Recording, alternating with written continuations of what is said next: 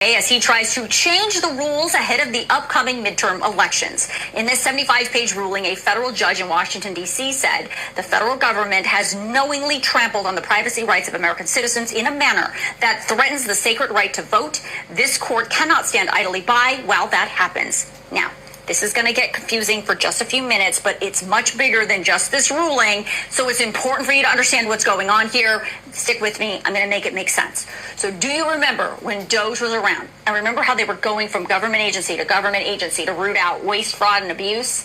But lots of people were like, what's really going on here? What are they really up to?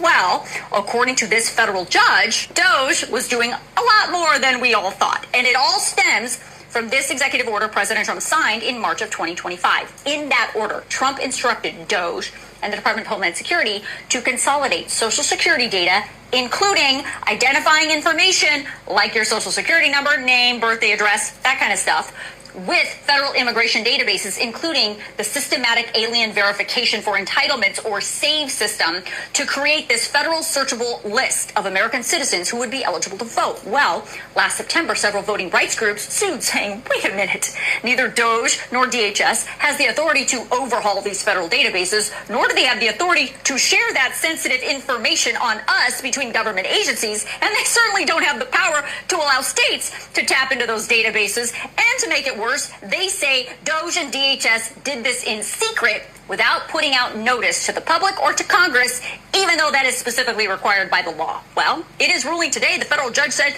the Trump administration created that database anyway. And then some states, including Texas, tapped into what is now being called the modified SAVE system to cross-reference their own voter rolls.